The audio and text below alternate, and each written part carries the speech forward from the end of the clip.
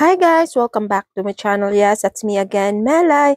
So for today's video guys, ay isasama ko kayo dun sa lupa na na-invest ko guys habang nasa abroad ako. Pero bago yan, kung bago ka lang dito sa channel ko, please don't forget to like, subscribe, at i-hit mo na din yung bell notification dyan sa baba guys para updated kayo sa mga videos ko pang gagawin guys. Tara!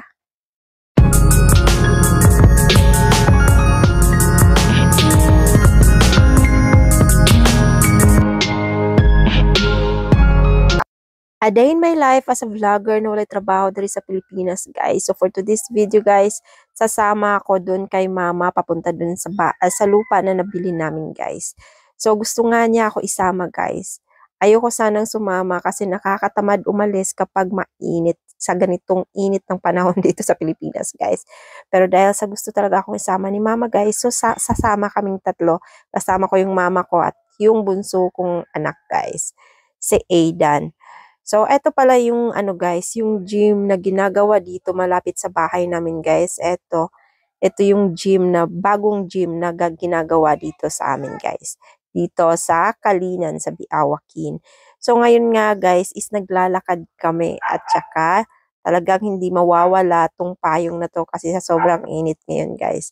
So, naglalakad kami guys papunta dun sa lupa na, ano guys, lupa na binibili ko. So, mag-harvest daw kami ng saging. Kasi yung saging is, ano na guys, pwede na siyang i-harvest. So, sasamahan ko si mama ko kasama yung anak kong si Aidan. So, tara guys, samahan nyo kami.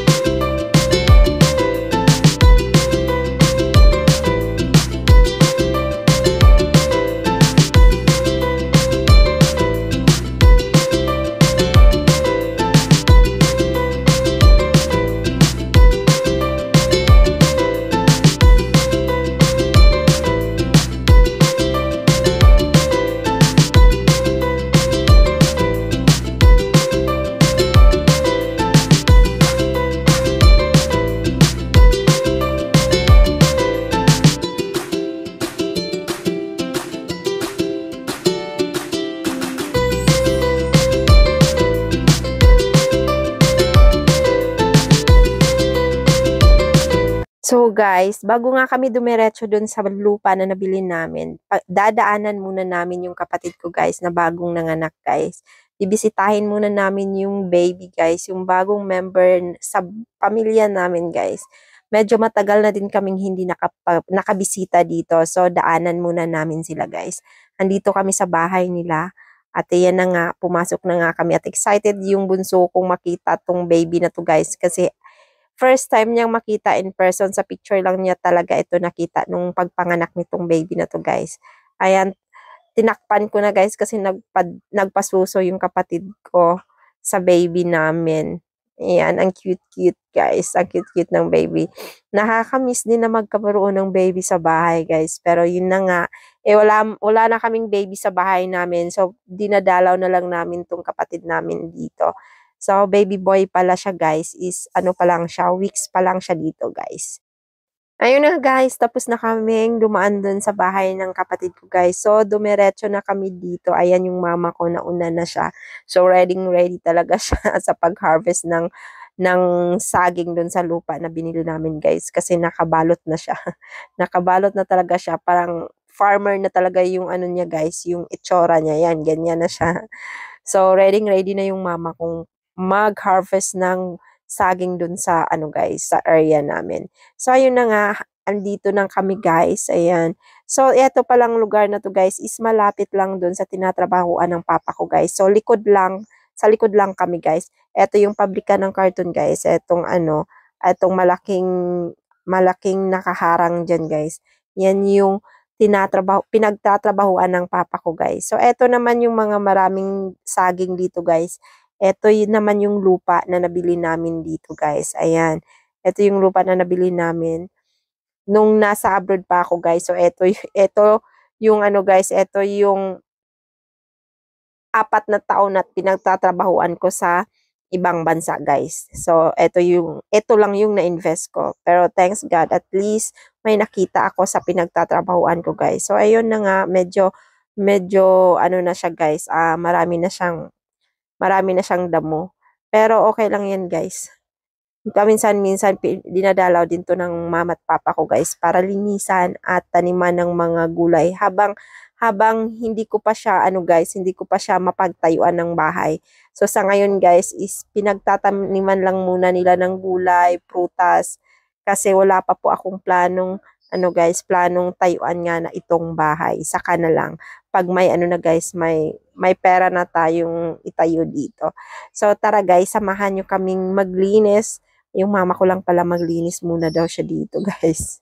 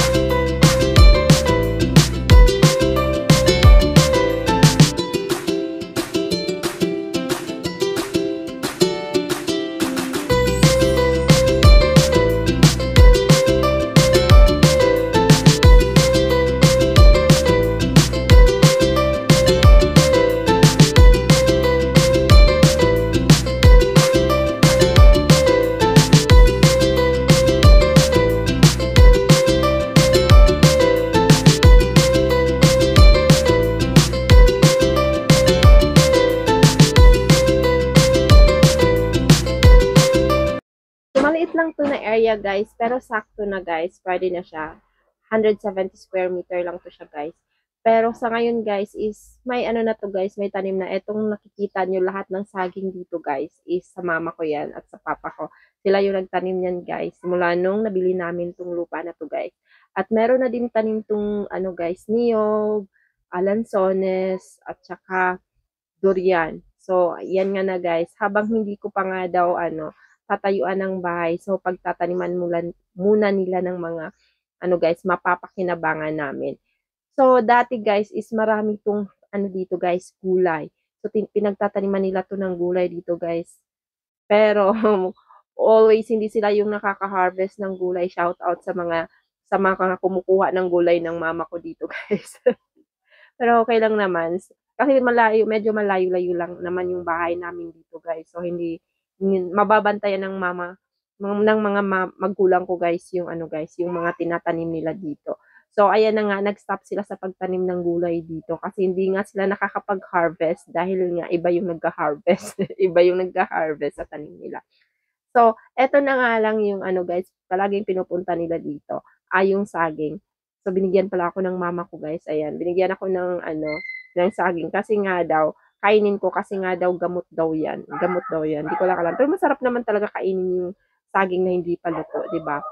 So, yan na nga yung guys, yan na nga yung na-harvest ni mama na saging. So, ilalagay namin to sa sako, guys. Kailangan namin siyang alisin sa malaking guys, ano ba tawag guys? Sinisipi namin, guys. So, ilalagay namin siya sa sako para mas, magaan siyang bitbitin, guys, papunta sa bahay namin. So, ayan na nga, nakakain na ako ng saging. Nakakain na ako ng saging, guys. So, thankful ako na may nakita kami, guys. May nakita kami or nakita kaming pinaghirapan namin. So, ayan na nga, yung mama ko, yung guys, parang tinatanggal siya sa guys. Iniisa-isa para naman, mabilis namin siya or magaan namin siyang bitbitin, guys, papunta sa amin. So, tinulungan ko na nga yung mama ko, guys, para mas mabilis nga kami dito. Kasi ang raming lamok, raming lamok at saka mainit. Pero ganyan talaga ang buhay, guys. So, guys, tara, samahan nyo kaming tapusin to, guys. Tapusin namin tong saging na to. Pero, eto nga pala, guys, napakasarap sa feeling kapag nakikita mo yung pinaghirapan mo, guys. Yung talagang matatawag mong sayo.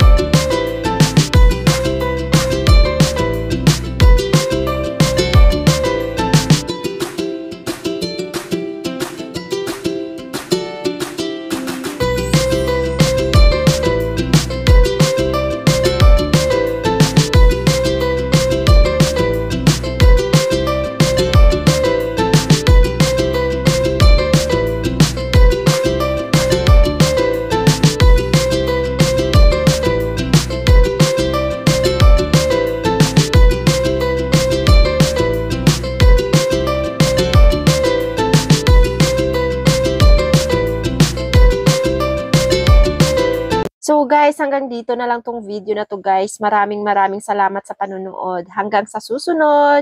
Bye-bye. Please don't forget to like, subscribe, and i-hit na din yung bell notification dyan sa baba, guys, para updated kayo sa mga videos ko pang gagawin, guys.